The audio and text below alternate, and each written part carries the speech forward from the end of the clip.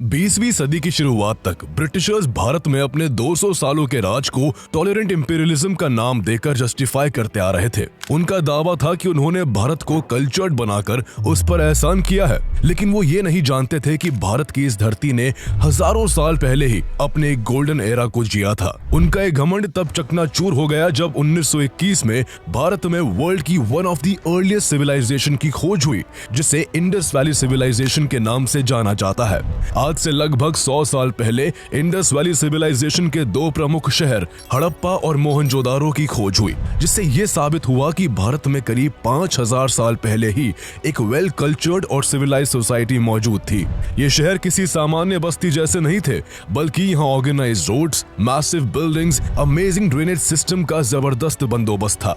समय के साथ हुए एक्सकेवेशंस में टेराकोटा पॉट्स, कीमती आभूषण, स्केलेटन्स और डिफरेंट स्टैचूज मिले, जो उस समय के कल्चर और लाइफस्टाइल की कहानियां बयां करते हैं। जैसे जैसे सभ्यता को लेकर खुदाई आगे बढ़ी, वैसे वैसे एक पूरी दुनिया सामने आती गई, जहां इस सिविलाइजेशन के एग्रीकल्चर, ट्रेड, टेक्नोलॉजी और आर्किटेक्चर ने दुनिया को हैरानी में डाला, तो वहीं इसके वाटर मैनेजमेंट और ड्रेनेज सिस्टम इतने शानदार थे कि आज भी दुनिया के कई शहरों में ऐसी फैसिलिटीज नहीं है। दशकों तक चली खुदाई में यहाँ से उस समय की स्क्रिप्ट का भी पता चला, लेकिन आश्चर्य की बात यह है कि मेसोपोटामियन और इजिप्शियन जैसी एंशिएंट सिविलाइजेशन की लैंग्वेज पढ़ी जा चुकी है, लेकिन इंडस वैली सिविलाइजेशन की स्क्रिप्ट को पिछले 100 सालों की कोशिश के बाद भी आज तक सॉल्व नहीं किया जा सका है। तो आइए जानते हैं कहानी दुनिया की इस प्राचीन और महान सिंधु घाटी सभ्यता की। इस सिविलाइजेशन के बारे में ऐसा क्या खास है जिसने पूरी दुनिया को हैरान कर दिया?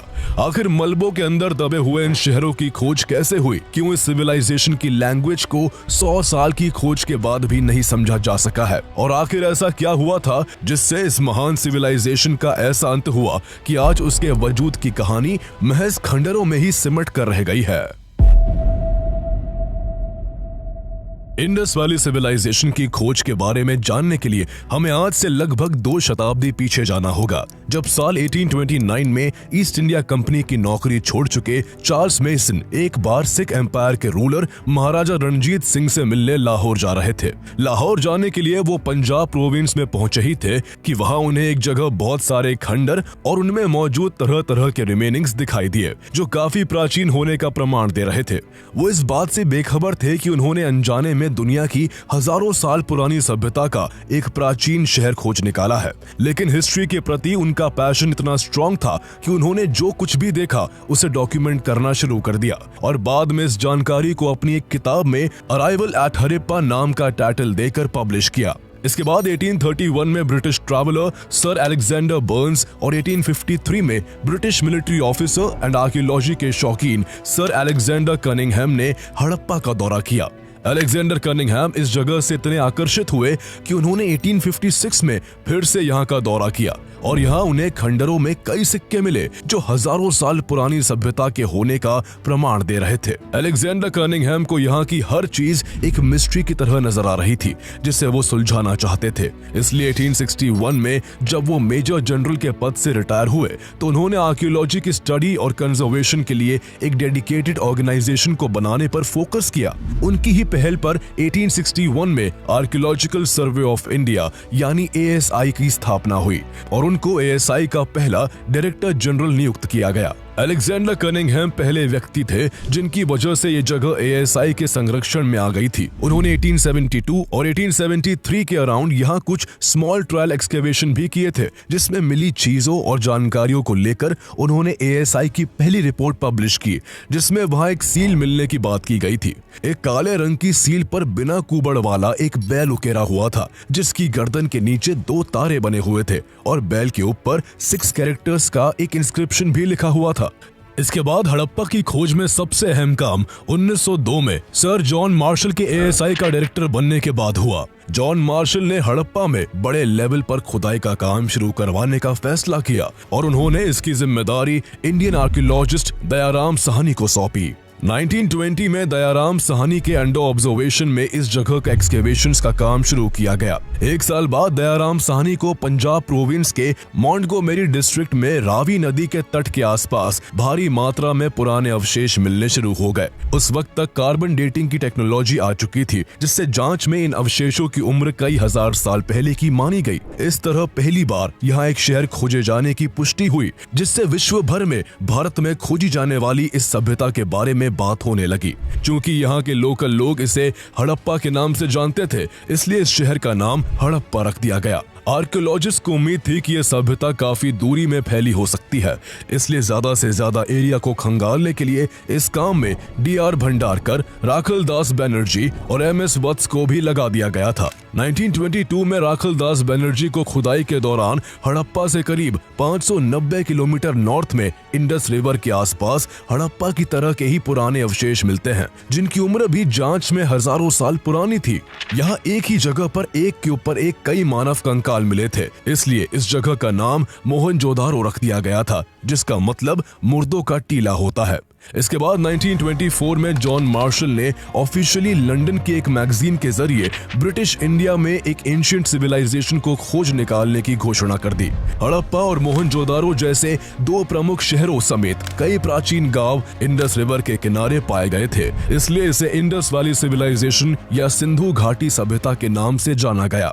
सबसे पहली खोज हड़प्पा की हुई थी, इसलिए इसे हड़प्पन सिविलाइजेशन के नाम से भी जाना जाता है। इस सिविलाइजेशन के अस्तित्व ने पूरी दुनिया को हैरान कर दिया था।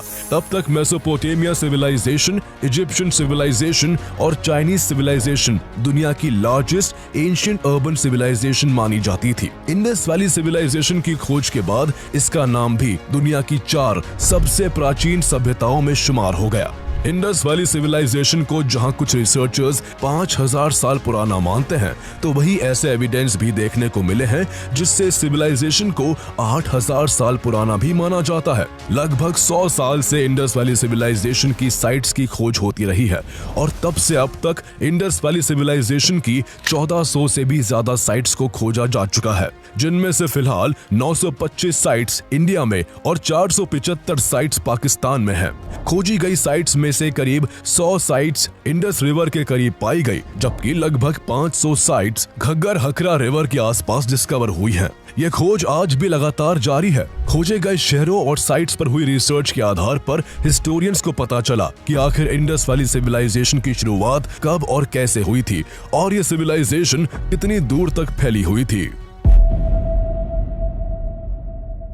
मेसोपोटामिया, इजिप्ट और चाइना की सिविलाइजेशंस के मुकाबले में इंडस वैली सिविलाइजेशन सबसे बड़े इलाके में फैली हुई थी। इसके अंडर करीब 12,60,000 स्क्वायर किलोमीटर का एरिया था, जो आज के इंडिया, पाकिस्तान और अफगानिस्तान तक फैला हुआ था।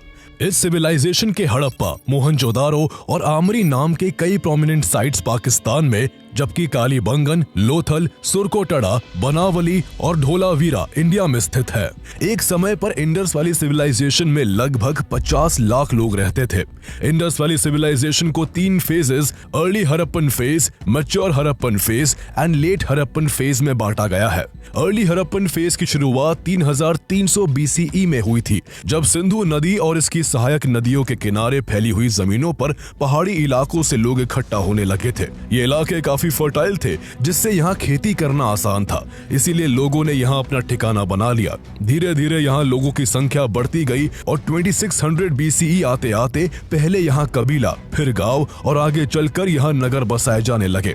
2600 BCE से 1900 BCE के बीच के समय को मैच्योर हड़प्पन फेज कहा जाता है, जिसे इसका गोल्डन एरा माना जाता है। इसी दौरान हड़प्पा, मोहनजोदारो और लोथल जैसी जगह बड़े अर्बन सेंटर्स में ट्रांसफॉर्म हुई थी। इंडस वैली सिविलाइजेशन के शहर एक इंटरेस्टिंग पैटर्न के साथ बने होते थे। हर नगर में 2 मेजर सेगमेंट्स होते थे।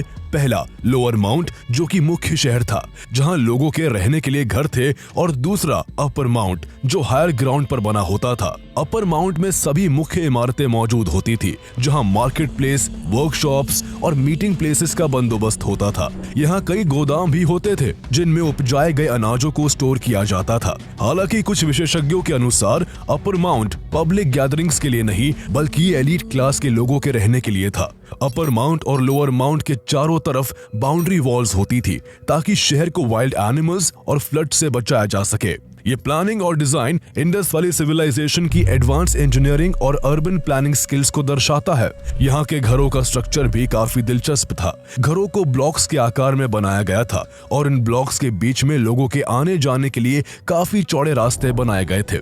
घरों को बनाने के लिए ईंटों का इस्तेमाल किया जाता था और हर ईंट का सिमिलर डायमेंशन होता था। हर घर के अंदर कॉर्नर में एक बाथरूम होता था और बाथरूम से एक नाली निकलती थी जो शहर के नीचे बनी नालियों के मेन नेटवर्क से जाकर मिलती थी, जो पूरे शहर के पानी और कीचड़ को बाहर ले जाती थी। यहाँ का ड्रेनेज सिस्टम इतना शानदार था कि आज भी दुनिया के कई शहरों में पानी निकालने की इतनी शानदार फैसिलिटीज नहीं है। ड्रेनेज सिस्टम के साथ साथ इंडस वैली सिविलाइजेशन में वाटर रिसोर्सेज की व्यवस्था और उसका रखरखाव भी काफी कमाल का था। जगह जगह साफ पानी के लिए कुएं होते थे जिसे लोग पीने और खाना बनाने के लिए इस्तेमाल करते थे। मोहनजोदारो में एक्सकेवेशन के दौरान एक बड़ा जलकुंड भी मिला जिसे द ग्रेट बाथ के नाम से जाना जाता है। द ग्रेट बाथ शानदार ईंटों से 897 स्क्वायर फीट का बना हुआ था जिसकी गहराई करीब 8 फीट थी। यह bath house religious and social activities के लिए यूज होता था। यहाँ पास ही एक कुआं भी था जहाँ से इसमें रेगुलरली फ्रेश वाटर भरा जाता था और साथ ही कपड़े बदलने के लिए यहाँ पास ही चेंजिंग रूम्स भी हुआ करते थे। इसके अलावा फ्यूचर में पानी के क्राइसिस से बचने के लिए यहाँ के सभी शहरों में कई जगह पानी को स्टोर किया जाता था। धोलावीरा शहर में इस तरह के 16 रिजर्वॉयर्स और वाटर चैनल्स देखने को मिले जिनमें बाढ़ और नदियों के पानी को स्टोर किया जाता था। उस एंशिएंट टाइम में भी Indus Valley Civilisation civic sense के मामले में अपने टाइम से काफी आगे थी। यहाँ के लोग हाइजीन का खास ध्यान रखते थे। जगह जगह स्ट्रीट्स के किनारे कूड़ा फेंकने के लिए डस्टबिन रखे होते थे और जरूरी निर्देशों के लिए साइन बोर्ड्स का भी इस्तेमाल किया जाता था। एक ऑर्गेनाइज वे ऑफ लाइफ होने के बावजूद हड़प्पन सिविलाइजेशन में किसी रूलर या गवर्निंग सिस्टम के होने का कोई एविडेंस देखने को नहीं मिलता। स्टडीज के हिसाब से तब के लोग मिलजुल कर एक समान तरीके से रहते थे। उनकी ना तो कोई आर्मी थी और ना उनके पास लड़ाई के हथियार थे। इस सिविलाइजेशन में वॉरफेयर का भी कोई एविडेंस नहीं देखने को मिलता। इसके अलावा रिसर्च के दौरान आर्कियोलॉजिस्ट को यहाँ किसी टेम्पल के होने के सबूत तो नहीं मिले, लेकिन पाए गए कुछ सील से इंडस वैली सिविलाइजेशन के लोगों के रिलीजियस होने का अंदाजा लगाया जाता है। इन सील्स में पशुपति सील, प्रोसेशन सील और स्वास्तिका सील शामिल है। पशुपति सील पर एक त्रिशूल लिए हुए योगासन में बैठे व्यक्ति की छवि देखने को मिली जिनके अराउंड एलिफेंट, टाइगर, बफलो और राइनोसरस जैसे जानवरों की छवियां थी। इस मुहर पर कई बैंगल्स, एक हेड ड्रेस और टॉप पर 7 लेटर्स का इंस्क्रिप्शन भी मौजूद है। पशुपति सील को देखकर जहां कुछ ने यह अनुमान लगाया कि तब के लोग शिव की पूजा करते होंगे, तो वही कई सील्स में पीपल के पेड़ और 1 हॉर्न यूनिकॉर्न के साइन भी मिले, जिससे ऐसा माना गया कि हड़प्पन सिविलाइजेशन के लोग भगवान को पूजने के बजाय नेचर को ज्यादा इंपॉर्टेंस देते होंगे। ट्री और स्नेक वर्शिप के साथ साथ योनि वर्शिप के एविडेंस भी कई जगहों पर देखने को मिले। बेहतरीन आर्किटेक्चर और टेक्नोलॉजी से अवेयर इंडस वैली सिविलाइजेशन के लोग आर्ट में भी काफी अच्छे थे। मोहनजोदारो में ब्रोंज की एक मूर्ति मिली जिस पर डांस करते हुए एक नर्तकी की तस्वीर उकेरी हुई थी। इससे पता चलता है कि यहाँ के लोग मनोरंजन के लिए नाचते और गाते भी थे और यहाँ सिंगिंग और डांसिंग एक डेवलप्ड आर्ट फॉर्म था। लोग मिट्टी, पत्थर और मेटल्स का यूज करके ज्वेलरीज, टॉयज और बर्तन बनाते थे। यहाँ पत्थर से बने औजारों का इस्तेमाल होता था। साथ ही लोग गोल्ड, सिल्वर, कॉपर, लेड और ब्रॉन्ज के बारे में भी जानते थे। गोल्ड, सिल्वर और कीमती पत्थरों के उपयोग से कई तरह के सुंदर आभूषण भी बनाए जाते थे। सिंधु घाटी सभ्यता के लोग अपने लाइवलीहुड के लिए मेनली एग्रीकल्चर और ट्रेड पर निर्भर थे। यहाँ गेहूं, जौ, दाल, सरसों, सब्जी और मसाले की खेती की जाती थी। इंडस वैली के लोग पहले ऐसे लोग थे जिन्होंने सबसे पहले कॉटन का इस्तेमाल किया था। फार्मर्स कॉटन को स्पिन और वीव किया करते थे और लोगों में ऊन के कपड़े पहनने का चलन था। खेती के साथ साथ लोग पशुपालन भी करते थे। ऊंट, भैंस, बकरी, कुत्ता और बिल्ली जैसे जानवरों को पाला जाता था और बैलों से खींची जाने वाली गाड़ियां भी चलाई जाती थी। इसके अलावा लोग बिजनेस के मामले में भी काफी अच्छे थे। ये लोग सिर्फ आपस में ही बिजनेस नहीं करते थे, बल्कि इनका व्यापार ग्लोबल लेवल तक फैला हुआ था। उस दौरान जो कंटेम्प्रेरी मेसोपोटामियन सिविलाइजेशन थी, उसके शहरों के साथ भी इंडस वैली के लोगों का व्यापार होता था। मेसोपोटामियन सिविलाइजेशन में सिंधु घाटी को मेलुहा के नाम से जाना जाता था। मेसोपोटामिया के लोग यहाँ से कॉटन, टिम्बर और एबनी को हाई वॉल्यूम्स में इंपोर्ट करते थे। सेसेमी ऑयल और लापिस लाजुली जैसे लग्जरी आइटम्स भी इंडस वैली सिविलाइजेशन से इंपोर्ट किए जाते थे। इतना ही नहीं, सिंधु घाटी के लोग व्यापार के लिए सील्स का इस्तेमाल करते थे, जिन पर खास तरह के सिंबल्स बने होते थे, जिन्हें लोग ब्रांड या पहचान के सिंबल के तौर पर यूज किया करते थे। चीजों को एक्यूरेटली मेजर करने और उनके वजन का सही पता लगाने के लिए वेट्स और मेजर्स इक्विपमेंट्स का इस्तेमाल होता था। इंडस वैली सिविलाइजेशन की साइट से मिली सील्स और रिमेन से यूं तो आर्कियोलॉजिस्ट को इस सिविलाइजेशन के बारे में काफी कुछ पता चला, लेकिन न जाने कितनी ऐसी मिस्ट्रीज हैं जिन्हें सिर्फ इसलिए नहीं सुलझाया जा सका क्योंकि रिसर्चर्स 100 साल की कोशिश के बाद भी आज तक इस सिविलाइजेशन की भाषा को पढ़ने में नाकाम रहे हैं। इंडस वैली सिविलाइजेशन की अपनी खुद की लैंग्वेज थी, जिसका सबूत एक्सकेवेशन से मिली कई हजार सील्स, बहुत सारी टेराकोटा टैबलेट्स और मेटल ऑब्जेक्ट्स पर देखने को मिलता है, जिन पर इंस्क्रिप्शंस लिखे हुए हैं। इन इंस्क्रिप्शंस को ही इंडस स्क्रिप्ट कहा जाता है। इंडस स्क्रिप्ट को पढ़ने के लिए हिस्टोरियंस करीब 100 साल से लगातार कोशिश कर रहे हैं, लेकिन इसे पढ़ पाने का अभी तक कोई रास्ता नहीं निकल पाया है। केवल इंडस वैली सिविलाइजेशन को छोड़कर मेसोपोटामियन, इजिप्शियन और चाइनीज जैसी एंशिएंट सिविलाइजेशंस की भाषा को समझा जा चुका है। अगर इजिप्शियन लैंग्वेज की बात करें तो हिस्टोरियंस इजिप्शियन लैंग्वेज को इसलिए डिकोड कर पाए क्योंकि लगभग 200 साल पहले एक आर्कियोलॉजिकल एक्सकेवेशन में एक बड़ा सा पत्थर मिला था, जिसे रोसेटा स्टोन नाम दिया था। रोसेटा स्टोन पर इजिप्शियन हायरोग्लिफ्स में कुछ लिखा हुआ था जिसे कोई नहीं समझ सकता था, लेकिन इसी स्टोन पर नीचे वही बात एंशिएंट ग्रीक में लिखी हुई थी। चूंकि ग्रीक भाषा को लोग समझते थे, इसलिए पत्थर उस समय गूगल ट्रांसलेट की तरह काम आया और इस तरह इजिप्शियन लैंग्वेज को समझा गया, जिससे उस सभ्यता के बारे में दुनिया को जानने को मिला। लेकिन समस्या यह है कि इंडस स्क्रिप्ट को समझने के लिए ऐसा कोई टैबलेट या स्टोन नहीं मिल सका है, जिस वजह से उसकी भाषा को अभी तक नहीं जाना जा सका है। हालांकि इसके बावजूद 100 से भी ज्यादा बार इस स्क्रिप्ट को पढ़ने के अटेम्प्ट्स हुए हैं, जिससे कुछ बातें श्योरली कही जा सकती है। पहली ये कि इंडस वैली सिविलाइजेशन की लैंग्वेज लेफ्ट टू राइट की बजाय राइट टू लेफ्ट लिखी जाती थी।